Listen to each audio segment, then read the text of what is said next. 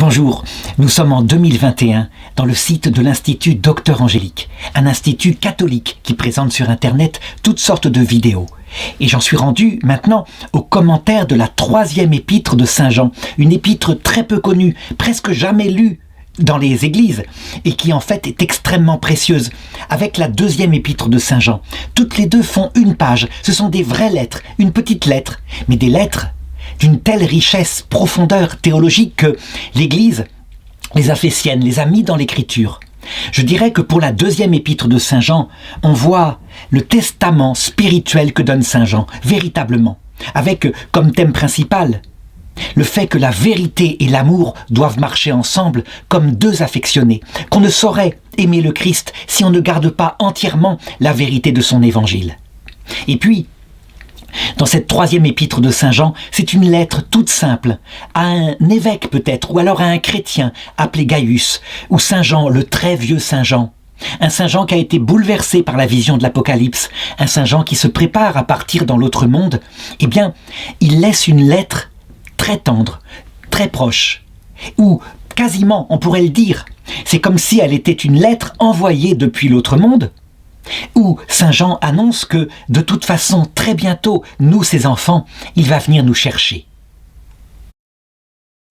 Cette lettre est d'autant plus émouvante qu'il faut se souvenir ce qu'était Saint Jean dans sa jeunesse, lui que Jésus avait appelé le fils du tonnerre, à cause de l'énergie vitale qu'il y avait en lui comme adolescent, je dirais, il aurait bien aimé être un apôtre de l'Ancien Testament, une sorte de nouvel Élie qui envoyait le feu sur les villages qui ne voulaient pas entendre la parole de Jésus. Et il croyait, il avait vu la puissance de Jésus. Jésus avait dû le gronder. Et on peut dire que cette énergie de jeunesse n'est pas un défaut, parce que quand il y a une telle limpidité, une telle écoute, une telle souplesse, et en même temps une énergie, alors, au bout d'une vie, ça peut donner ça. Ça veut dire un être qui n'est que bonté, que douceur, tout en gardant la vérité. Jamais, jamais il n'abandonnera la vérité. Et le mot vérité a pour lui une importance essentielle. On peut donc dire que là, on le voit dans cette lettre-là, comment le Seigneur peut nous conformer à lui, nous rendre semblables à lui. Et c'est ce qu'était devenu le vieux Saint Jean, jusqu'avant que Jésus vienne le chercher, sans qu'il ait à passer par le martyre, et vienne le chercher dans son lit lorsqu'il était très vieux, et l'emporte dans l'autre monde. Alors, la lettre commence de cette façon-là. Une petite remarque avant de la lire, Évidemment, l'exégèse historico-critique n'a pas cru qu'elle était de Saint Jean, comme toujours. Ça, c'est les années 70, mais je dirais, il faut en sourire. C'est pas plus que ça, parce que on ne peut rien dire, ni pour affirmer scientifiquement mordicus que c'est vraiment de Saint Jean, ni pour dire l'inverse. En fait, c'est le style d'un Saint Jean devenu âgé. Certes, qui a changé, dans d'autres écrits, comme l'Évangile, il écrit différemment, mais c'est le même homme, manifestement. Et on peut être différent quand on est jeune et quand on est vieux, parce qu'on a simplement souffert. Ça n'indique pas que l'hypothèse que ce serait un certain Jean le prêtre, un vieux Jean le presbytre, comme ils disent, serait un autre que Saint Jean l'évangéliste qui aurait écrit. C'est une hypothèse absolument absurde, tout simplement parce que c'est le même homme que Jean, qui se considère comme le prêtre, et Jean, apôtre de Jésus lorsqu'il était jeune, qui a suivi Jésus dans sa vie apostolique. Voilà comment commence cette épître au verset 1. « Moi, l'ancien ». Ancien, ça se dit en grec le presbytre. Et donc, c'est un prêtre qui écrit. Et Jean se considère comme le prêtre du Seigneur, bien sûr. Moi, l'ancien, au très cher Gaius, que j'aime en vérité. Chaque verset mériterait un commentaire énorme, mais là, déjà, revient la marque de Saint Jean, que j'aime, l'amour est premier, et en vérité. Ça veut dire que il n'y a pas d'opposition entre l'amour et la vérité. Il connaît Gaius, il sait qui il est, il connaît ses qualités, il lui pardonne bien ses défauts, il en a, c'est évident. Mais il l'aime en vérité parce que c'est un homme qui sert vraiment l'Évangile. Il faut toujours se souvenir, et je ne le répéterai jamais assez, que la marque de la conformité à Jésus, c'est quand en nous, amour et vérité se sont unis. Quand nous exaltons une de ces deux qualités, au profit de l'autre, alors nous nous séparons de Jésus. Et c'est quelque chose qui d'ailleurs vient du séparateur, celui qu'on appelle le diable, qui veut opposer d'un côté les prêtres qui se battraient pour la vérité, et qui sont parfois durs, parce qu'ils disent la vérité de manière carrée. Un péché, c'est un péché.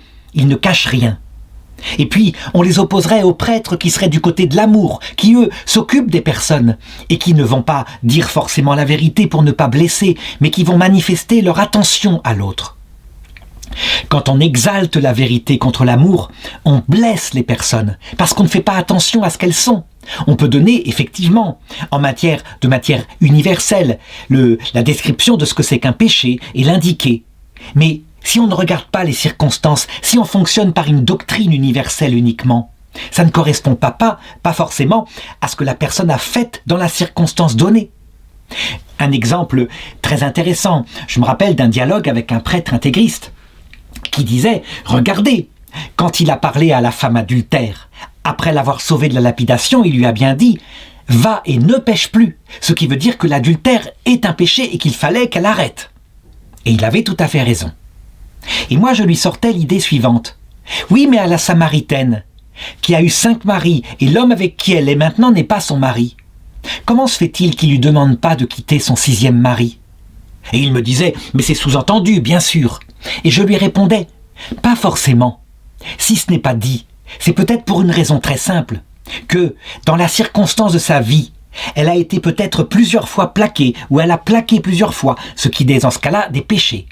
Mais peut-être que le 6e homme avec qui elle lui a fait des serments, elle a eu des enfants avec. Et donc, si on arrivait avec la vérité, vu les liens que cette femme a, qui sont absolument liés à son passé, qui sont achevés, qui sont présents, si on lui demandait de quitter son 6e mari, pour retourner avec le premier qui est peut-être parti depuis longtemps avec une autre femme, etc., on conduirait cette femme à provoquer un péché mortel, une trahison nouvelle. En réalité, la loi, elle est faite pour l'homme et on doit la suivre. Mais quand on constate que l'homme n'a pas suivi la loi et qu'il s'est mis dans des situations complexes comme tout, alors l'amour va intervenir en gardant la vérité pour qu'elle soit tenue au mieux. Mais jamais, jamais, on ne pourra faire qu'une personne comme ça soit parfaitement dans ce qui est l'idéal catholique, à savoir un mari, un seul, et on reste fidèle quoi qu'il arrive pour le meilleur et pour le pire. Et donc, eh bien, cet exemple-là montre ce qui est la marque de Saint Jean et ce qui me fait dire que cet épître est authentique. En Saint Jean, l'amour et la vérité apparaissent dès le début. Verset 2. Très cher, je souhaite que tu te portes bien sur tous les rapports et que ton corps soit aussi en bonne santé que ton âme. Ça aussi, c'est très important et fondamental. Ça paraît rien, mais le fait que le ciel n'est pas confie en dévotion, s'occupant uniquement de notre salut éternel, mais que le ciel s'occupe aussi de la santé de notre corps, qu'il regarde tout notre être, et donc que le ciel peut nous exaucer quand nous faisons des prières sur des choses matérielles. Par exemple, je connaissais une jeune fille qui priait le ciel pour qu'elle lui trouve le bon mari. Elle ne voulait pas que le ciel lui trouve un mari qui serait peut-être source pour elle d'humilité, mais qui la torturerait. Elle avait le droit de faire cette prière. Elle avait le droit parce que elle voulait être heureuse sur terre. Et le Seigneur s'occupe de cela aussi. Et elle a été exaucée, elle a été mise avec, elle a rencontré le bon mari. Et évidemment que les anges président aussi à ces rencontres, qu'il n'y a pas que le hasard. En tout cas, lorsque nous prions pour notre corps, nous avons raison de le faire. Et Saint Jean, qui là, je l'ai dit, parle comme s'il était au ciel, il continue de regarder aussi comment va notre santé. Alors je ne veux pas dire que le ciel ne ferait pas tout pour d'abord nous conduire au paradis éternel. La Vierge Marie l'a dit à Bernadette. Je ne te promets pas de te rendre heureux en ce monde, mais dans l'autre, oui. Donc évidemment qu'il y aura des moments où notre santé se dégradera, où peut-être nous irons mal à l'intérieur. Pourquoi ? Parce que le ciel le sait bien. Il faut d'abord nous libérer de ce qui est le danger pour notre salut éternel, à savoir l'orgueil, le fait de se croire quelqu'un. Il faut que nous touchions notre misère, parce que, en étant comme cela, comme sans illusion par rapport à soi, alors on peut rentrer dans la vision béatifique et voir ce Dieu tout-puissant, infiniment humble, que sinon nous ne supporterions pas, tellement nous serions, par rapport à lui, une sorte de petit coq de basse-cour nous croyant quelqu'un. Mais voilà, ça passe par la tendresse, et Saint Jean l'avait développé. On peut imaginer de la même façon que la Vierge Marie, la reine du cœur de Saint Jean, eh bien, elle est pareille. Petit à petit, elle conduit ces agneaux que nous sommes, agneaux fragiles, par des chemins délicats, pour nous conduire au salut éternel. Tandis que les grands taureaux sauvages, les âmes dures, etc., eh bien, c'est plutôt Jésus qui s'en charge pour les emmener aussi au salut, mais parfois par des épreuves assez terribles. Verset 3. Je me suis beaucoup réjoui des frères qui sont venus et qui ont rendu témoignage à ta vérité. Je veux dire, à la façon dont tu vis dans la vérité. Qu'est-ce que ça veut dire vivre pour un chrétien dans la vérité ? Bien, pour se le demander, il faut d'abord dire à quoi ça correspond pour un simple humain qui ne serait pas chrétien. En réalité, on peut considérer qu'en nous, il y a plusieurs niveaux d'activité. Il y a d'abord ce qui est intime et caché, nos pensées. Et nos pensées, pour le moment, il y a comme un voile sur notre visage, c'est notre peau, qui les cache. Ça veut dire que nous pouvons esquisser un sourire et en fait prévoir un meurtre. Nous sommes capables de mentir par notre visage, mais nos pensées, Dieu les voit. Quand nos pensées correspondent entièrement à nos paroles, ça veut dire que nous disons ce que nous pensons. Et quand nous ne pouvons pas dire quelque chose, nous nous efforçons de ne pas le penser. Quand par exemple sort une pensée perverse en nous, alors c'est que nous ne pourrions pas non plus le dire, et donc que nous chassons cette pensée comme étant mauvaise. Quand un homme a atteint la vertu suivante, que sa pensée est devenue conforme au Christ, ça veut dire pleine de charité, une charité qui ne condamne pas, qui n'écrase pas, qui ne juge pas, qui cherche à construire l'autre, et que, en conséquence, les paroles sont en rapport, il est vrai. Et quand, en plus, ces paroles correspondent à ces actes extérieurs, c'est le troisième niveau, ça veut dire notre action, alors on peut le dire avec Saint Jean que son comportement, la façon dont il se comporte est vraie, je veux dire la façon dont tu vis dans la vérité. L'hypocrisie, au contraire, c'est le péché majeur que Jésus a vraiment détesté. Il a détesté ça au point de maudire 8 fois les pharisiens hypocrites. C'est quand, à l'intérieur, il n'y a que pourriture, donc des pensées mauvaises, par exemple de la convoitise pour gagner de l'argent, ou pour être honoré dans la rue, ou alors pour séduire une femme et obtenir des avantages sexuels alors que la pauvre, elle est complètement victime du pouvoir qu'on exerce sur elle. Quand il y a à l'intérieur des pensées comme ça qui sont pourriture, et que à l'extérieur, tout est bien propre, tout sourit, et que les actes aussi peuvent paraître positifs, alors Jésus a des paroles très dures où il dit « Vous êtes comme des tombeaux. À l'intérieur, il n'y a que pourriture.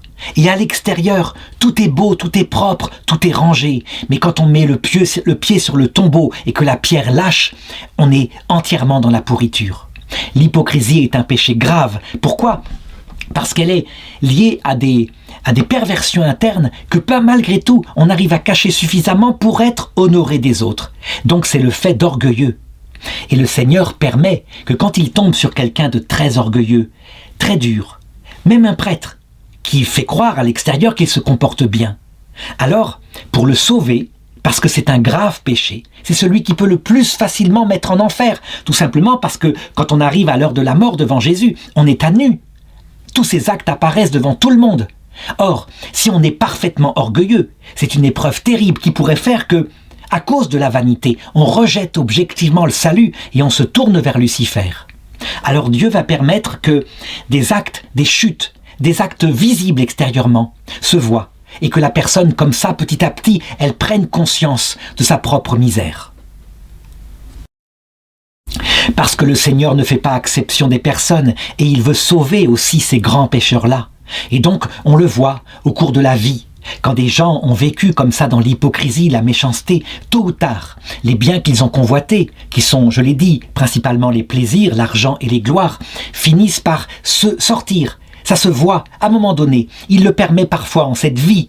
Et quand ça arrive en cette vie, on a souvent alors le temps de se reprendre, de véritablement se repentir de ses actes.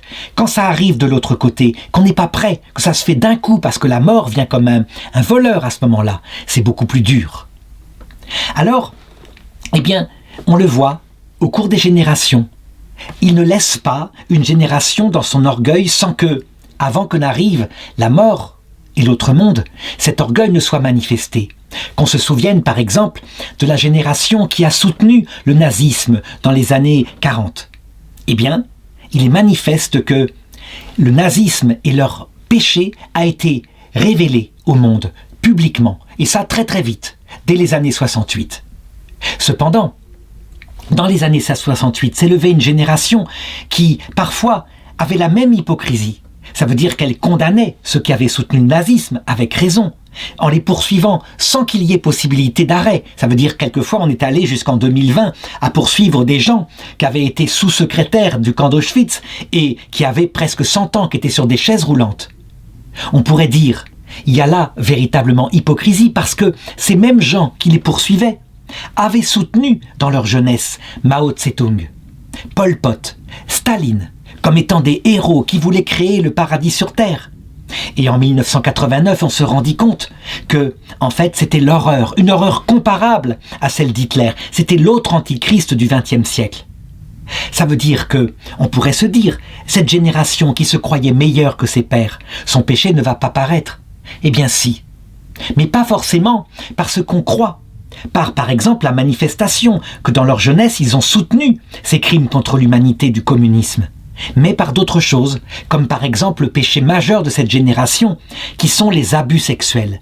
Au nom de la liberté sexuelle, des viols d'enfants qu'on prétendait consentants, et des choses qui apparaissent tout d'un coup, avant que cette génération ne passe. Donc, il faut le dire, quand Saint Jean dit « vous êtes vrai, ton comportement est vrai », il faut s'efforcer à ce que de l'extérieur apparaisse ce que nous sommes à l'intérieur. Et si nous avons en nous des péchés, alors de ne pas nous montrer comme étant quelqu'un de parfait, mais plutôt quelqu'un qui est pécheur, qui est comme les autres, qui ne vaut pas mieux, qui a simplement reçu la grâce d'entendre parler du Christ et d'essayer de lui être fidèle. Jamais quelqu'un ne reprochera à un autre d'être humble s'il est vrai. Verset 4. Apprendre que mes enfants vivent dans la vérité, rien n'est plus grand sujet de joie pour moi. Et c'est vrai, du haut du ciel. Et là, quand il était très âgé, quand il apprenait que Gaius, qui était peut-être un évêque, ou alors un prêtre d'une église, ou alors un catéchiste, bref, quand il apprenait que ses enfants spirituels, pas forcément ses enfants charnels, vivaient eux aussi dans la vérité, ça veut dire dans l'humilité et l'amour, principalement en attendant le retour du Christ, alors il se réjouissait parce qu'il se disait, vraiment, vraiment, celui-ci, il prend le relais de ce que je ne peux plus porter étant devenu âgé, et il continue de l'enseigner sur terre. De la même façon, je pense que Saint Jean est très content lorsqu'il voit des personnes qui continuent d'enseigner ce qu'il avait enseigné dans cette dernière lettre avant de partir. Alors, justement, dans le verset suivant, Saint Jean va montrer ce qu'il considère comme étant l'acte de vérité d'un vrai responsable d'église chrétienne. Et je l'ai dit, peut-être que Gaius est évêque. Très cher, tu agis fidèlement en te dépensant pour les frères, bien que ce soient des étrangers. Ils ont rendu témoignage à ta charité devant l'Église. Tu feras une bonne action en pourvoyant à leur voyage d'une manière digne de Dieu. Ce que Saint Jean remarque en premier dans le comportement effectivement de Gaius, c'est sa charité. Une charité en acte, une charité qui n'est pas simplement un sentiment d'amour où il serait accueillant avec des belles paroles. Non, en acte, au point qu'il le dit d'ailleurs. Ils vont devoir voyager, ce sont des étrangers à ton église. Mais je suis sûr que tu les aideras financièrement. Financièrement, c'est quoi? Ça veut dire simplement une aide concrète, comme le disait Saint Jacques avec précision. La charité, quand elle est un sentiment comme ça, évanescent, qu'elle dit « je vais prier pour vous » alors que l'autre a des besoins, quand elle ne s'adapte pas aux besoins de l'autre pour vraiment, en acte, faire le bien à l'autre. La charité, c'est du vent, c'est de la parole, c'est du blabla. La charité est un acte, elle aboutit à des actions extérieures. Et ce sont les actions extérieures qui montrent que les paroles qu'on dit ne sont pas hypocrites, mais en vérité, et qui montrent aussi que notre cœur est en vérité. Cette action-là, faire le bien concrètement, est fondamentale, mais je dirais c'est valable dans tout amour, c'est valable aussi pour les couples. Les couples fidèles, c'est en acte qu'on est fidèle, surtout quand son mari ou sa femme ont vieilli ou sont malades. Alors, si on n'aimait que soi, on change, on va vers une plus jeune ou un plus jeune, et c'est là qu'on voit que l'amour n'était pas vrai. Donc ils ont rendu témoignage à ta charité devant l'Église. Tu feras une bonne action en pourvoyant à leur voyage d'une manière digne de Dieu. C'est pour le nom qu'ils se sont mis en route sans rien recevoir des païens. Qu'est-ce que veut dire Saint Jean ici? Eh bien, que le motif qui fait un chrétien, qui fait qu'on se met en route, qu'on travaille pour le Seigneur, qu'on fait par exemple ces vidéos-là, ce motif doit être le nom du Seigneur, le Seigneur lui-même, faire connaître le Seigneur. Alors, là, effectivement, il y a eu cotisation pour eux, et pourtant ils s'étaient mis vraiment en marche pour le nom du Seigneur. Est-ce que ça veut dire qu'ils cherchaient à s'enrichir? Le fait qu'ils reçoivent un peu d'argent, qu'il y ait cotisation, ne veut pas dire que c'est leur intention première, mais ça veut dire que simplement, il faut être réaliste. Ils avaient besoin d'argent pour se déplacer, mais ils l'auraient fait gratuitement et en mendiant s'ils n'en avaient pas reçu. Et l'Église, Caius en particulier, pourvoit à leurs besoins. Donc il faut bien distinguer quelqu'un qui ferait un apostolat pour des raisons mercenaires, donc pour gagner de l'argent, et quelqu'un qui ferait un apostolat pour le nom du Seigneur, et qui par ailleurs, du coup, est entretenu par son Église, comme c'est le cas ici. Ce n'est pas du tout pareil. Cependant, quand quelqu'un est méchant et qu'il jugera de l'extérieur, il ne regardera pas ces nuances qui sont plutôt dans le cœur. Et il dira, regardez, il gagne aussi de l'argent. Oui, mais peut-être que parce que, dans les persécutions qui existaient à cette époque-là, ceux qui se dévouaient pour le nom du Christ avaient perdu leur vie sociale, et donc ils ne pouvaient vivre que comme cela, ou peut-être étaient-ils prêtres. Verset 8. Nous devons accueillir de tels hommes afin que nous soyons des coopérateurs de la vérité. Les coopérateurs de la vérité. Ça, c'est la phrase que le pape Benoît XVI, qui était ancien préfet de la Congrégation pour la doctrine de la foi, avait pris comme devise épiscopale. Coopérateur de la vérité. Véritablement. Ça veut dire qu'en fait, lui qui est un excellent théologien, qui s'était formé dans sa jeunesse, qui avait passé le doctorat avec beaucoup de difficultés parce que, à un moment donné, il avait presque été renvoyé pour sa thèse. Il avait maintenu, mordicus, d'être serviteur de la vérité. Et le pape Jean-Paul II l'avait nommé à la congrégation justement qui défend la vérité du dogme et de la foi. Devenu très âgé, avant sa mort, il disait, lorsqu'il voyait surgir dans l'Église les scandales datant des années 60, 70, 80, il le disait, « Moi, j'étais chargé d'être collaborateur de la vérité et je reconnais que je n'ai pas assez défendu deux choses dans la vérité. D'abord, la doctrine catholique. Nous avons été trop laxistes. Il se développait des tas de faux prophètes qui éloignaient les gens de la doctrine de l'Église. Et puis d'autre part, la morale, le comportement bon. Nous avons été pareil, laxistes là-dessus. Or, un collaborateur de la vérité, c'est quelqu'un qui jusqu'au bout défend la vérité. Non pas qu'elle serait le centre de tout, saint Paul le montre bien. Le but de la vérité, c'est d'aimer le Seigneur et d'aimer son prochain. Mais s'il n'y a pas la vérité, on ne peut pas aimer le Seigneur et son prochain. Si on croit que le Seigneur n'est qu'un homme, si on croit que l'évangile c'est de construire la vie ici-bas, si on oublie de défendre l'évangile complet, à savoir la vie ici-bas est une étape de notre purification. Et la souffrance et la croix ont un sens. Dieu forme notre cœur pour la vision béatifique. Cette terre est importante, mais elle est passagère. Et ce qui compte, c'est de se préparer pour les biens qui demeureront à jamais, que sont justement l'amour de Dieu, l'amour du prochain, dans un cœur humble. Pourquoi le cœur humble? Parce que nul ne peut voir un tel Dieu si humble s'il n'est lui-même humble. Si on ne défend pas la plénitude de l'Évangile comme cela, avec toutes ses conséquences, donc le devoir d'acquérir les vertus, de se comporter avec vérité comme le montre Saint Jean ici, alors on n'est pas dans sa fonction.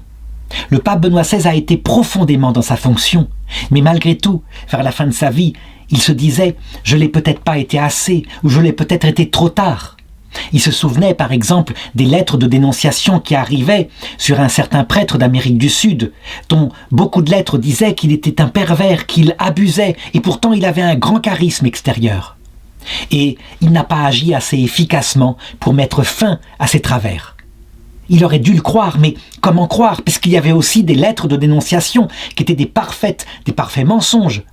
Eh bien, il aurait dû diligenter une enquête sur place, à charge et à décharge, évidemment. Donc on ne peut pas être parfait, et nous arriverons tous de l'autre côté, avec ses regrets. Mais si nous avons eu d'abord l'intention de faire bien, que nous avons fait de notre mieux, nous ne serons pas condamnés. Verset 9. Saint Jean va au contraire donner le portrait du mauvais responsable d'église, du mauvais prêtre, du mauvais évêque, du mauvais catéchiste. J'ai écrit un mot à l'église, mais Diotréphes, qui est avide d'y occuper la première place, ne nous reçoit pas. C'est pourquoi je ne manquerai pas, si je viens, de rappeler sa conduite. Il se répand en mauvais propos contre nous. Non satisfait de cela, il refuse lui-même de recevoir les frères, et ceux qui voudraient les recevoir, il les en empêche et les expulse de l'Église. Ce que Saint Jean voit depuis le ciel et ce que le ciel entier constate, c'est que, effectivement, s'il y avait eu uniquement des bons prêtres, des bons évêques dans l'histoire de l'Église, s'il n'y avait pas eu des graves pécheurs, complètement adonnés alors qu'ils recevaient une fonction sacrée, la fonction épiscopale ou sacerdotale, adonnée à quelque chose comme une finalité mercenaire, gagner de l'argent, ou alors là, en l'occurrence, une des trois convoitises, qui est la moins visible, la gloire, briller, montrer son autorité, je ne suis pas n'importe qui, je suis quand même l'évêque. Et puis, sans oublier la troisième convoitise qui a pourri l'Église, de l'intérieur dans ceux qui s'y livraient, les abus sexuels, profiter de sa charge épiscopale ou sacerdotale pour détourner des jeunes et les mettre dans son lit. Vraiment, on a dans l'homme les trois convoitises qui sont là, et ce que Saint Jean dénonce ici, c'est évidemment les mauvais bergers qui ne pensent qu'à la vanité. Et c'est le cas de ce Diotréphes, et malheureusement, lui, Saint Jean, l'ancien, l'apôtre, le disciple du Seigneur, eh bien, quand il viendra, s'il pouvait le déposer, il le ferait. Mais pourra-t-il le déposer, devenu âgé comme il est? Il pourra peut-être simplement parler, dire « c'est pas bien le comportement ». Et constater comme cet évêque mauvais, va jusqu'à chasser, excommunier ceux qui se battent pour la vérité, donc pour recevoir les frères héroïques qui se battent pour le Christ. Malheureusement, c'est quelque chose qui est de toutes les époques, véritablement, et on peut raconter des histoires qui se sont passées à notre époque. Il y en a beaucoup, je l'ai dit souvent, la Belgique, pays où j'habite, c'est vrai, véritablement, ça a été dans les années 2000-2020, quelque chose comme cela, qu'on a vu pointer à son sommet lorsque la génération de mai 68 qui défendait un christianisme horizontal, en éliminant les parties verticales, c'est-à-dire la prière, le cœur à cœur avec Dieu, etc., a eu le pouvoir d'évêque. Et quand on a vu que, à un moment donné, un ancien archevêque de Bruxelles avait réussi à faire venir beaucoup de vocations en redonnant à son église le sens du sacré, c'était Monseigneur Léonard, et qu'on a vu son successeur comme premier acte épiscopal, chassé de son diocèse sous un prétexte de langue de buis, évidemment. Tous ses collaborateurs de l'Évangile, 35 ou 36 vocations, renvoyés en France, sous le prétexte que beaucoup étaient français. En réalité, c'est parce que simplement ils ne correspondaient pas à la pastorale globale que cette génération pensait pouvoir développer le temps qu'elle ait le pouvoir, avant de rejoindre l'autre monde. Et c'est évidemment un crève-cœur que de voir les chrétiens essayer de se dévouer, de faire des pétitions pour que ces jeunes-là, qui auraient renouvelé pour 50 ans l'Église en Belgique, eh bien, pour qu'ils restent et ne pas y arriver. On peut dire que, quelquefois, malheureusement, la présence de personnes comme ça, qui ne sont pas fidèles à l'Évangile et qui restent dans leur poste alors qu'elles ne produisent plus de fécondité, retarde le renouveau de l'Église. Renouveau qui se produise à peu près tous les siècles, suivi malheureusement de décadence. C'est comme ça. C'est la vie perpétuelle de l'Église, parce que la chair nous entraîne vers le bas, tandis que l'esprit nous entraîne vers le Christ. Le fait que le Seigneur permette que de mauvais pasteurs, de mauvais bergers viennent dans l'Église, eh bien, on pourrait dire, mais pourquoi? Pourquoi? À quoi ça sert? En réalité, c'est sagesse de sa part. Et ce n'est pas pour rien que lui-même, lui qui est Dieu, qui connaît les âmes, a choisi Judas l'Iscariote. Non pas que Judas l'Iscariote aurait été quelqu'un, je dirais, qui volontairement aurait servi l'Évangile, loin de là. Il a trahi par sa propre volonté. Mais, de fait, Dieu sait se servir des persécutions, des malheurs, des trahisons, pour en faire sortir davantage de bien. En ce qui concerne les bons qui sont ainsi frappés, alors qu'ils se battent pour l'Évangile avec sincérité, eh bien, ils y apprennent de la pauvreté de cœur. Ils s'en remettent par la prière au Seigneur. Et c'est ce que fit, à partir de la crise de mai 68, une grande partie du clergé qui voulait rester fidèle à l'entièreté de la foi catholique et qui souvent était marginalisé, développant beaucoup d'angoisse, ne comprenant pas ce que le Seigneur leur voulait. En réalité, leur martyr, un martyr goutte à goutte, parce que, véritablement, ils savaient tellement bien enseigner le Seigneur. Il n'y aurait pas eu la crise de l'Église s'ils avaient été là, s'ils avaient eu les reines de l'Église.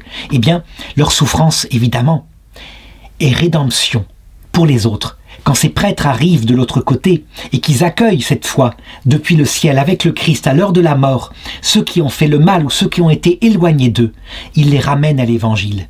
Quant à ceux qui ont été éloignés du Christ, eh bien, ils ont tellement souffert dans ce désert qu'est l'absence de la vie spirituelle en soi, que quelquefois, en le voyant, ils se tournent vers lui avec une force beaucoup plus grande. Quant à ceux qui ont persécuté les mauvais évêques dont parle Saint Jean ici, eh bien, le Seigneur lui-même essaiera de les sauver. Évidemment, on peut être certain qu'il y aura une grande responsabilité et chez ceux qui se convertiront face à lui, une grande douleur de s'être servi ainsi du ministère pour faire autre chose que l'Évangile.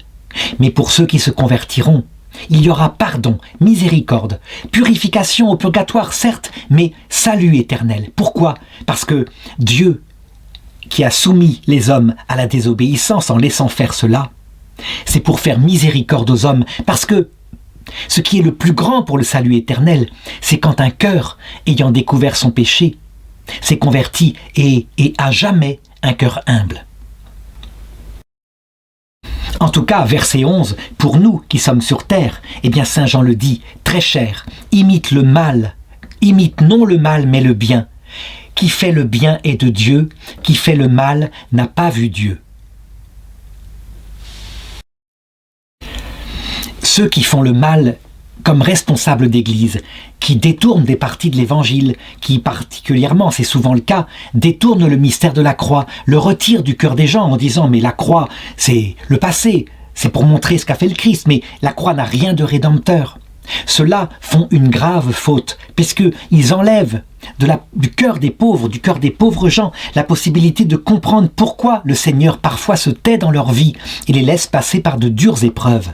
Du coup, en croyant bien faire, en prêchant un évangile édulcoré, en fait, il leur retire ce qui aurait pu leur donner la vie spirituelle dans leur malheur, ce qu'on appelle l'espérance théologale. Donc ceux qui font ça, évidemment, c'est très souvent parce qu'ils ont perdu leur vie spirituelle. Le rapport avec Jésus dans la prière ne permettrait pas cela. La méditation dans le cœur à cœur, évidemment, le sens de la croix revient dans son intelligence. Ce sont souvent des gens, malheureusement, qui n'auraient jamais dû accepter une charge dans l'Église, et ils le regretteront douloureusement de l'autre côté. Alors, au verset 12, Saint Jean va parler maintenant d'un bon évêque, enfin quelqu'un qui sans doute, me semble-t-il, est évêque, qui s'appelle Démétrius. Quant à Démétrius, tout le monde lui rend témoignage, y compris la vérité elle-même. Ça veut dire y compris le Christ lui-même. Est-ce que Saint Jean veut dire qu'il aurait eu, à la fin de sa vie, le Christ qui lui serait apparu plusieurs fois pour lui indiquer que vraiment Démétrius était un bon serviteur de l'Église? C'est possible, ça arrive. Le monde de Dieu est un monde de réalité. Et ce n'est pas du tout mythique que de croire qu'entre notre monde et l'autre monde, il y a juste un léger rideau, que nous-mêmes nous ne franchissons pas, mais que le ciel peut décider de franchir de temps en temps. Et pour Saint Jean, qui évidemment était fidèle au Seigneur, il est fort possible que le ciel, de temps en temps, pour l'aider dans la direction de l'Église, lui ait donné de telles lumières. En tout cas, si la vérité elle-même témoigne de la noblesse de Démétrius, alors Démétrius vraiment peut le dire, il est béni du Seigneur. Nous aussi, nous lui rendons témoignage, et tu sais que notre témoignage est vrai. L'une des qualités principales de Saint Jean, il a retenu cette parole de Jésus, que votre oui soit oui, que votre non soit non, tout le reste vient du démon. Et donc Saint Jean, qui n'a plus rien à perdre, qui est âgé, il dit la vérité. J'ai connu un prêtre comme ça qui m'a paru ressembler quelque part, en étant moins doux que Saint Jean, mais du côté de la vérité, à Saint Jean.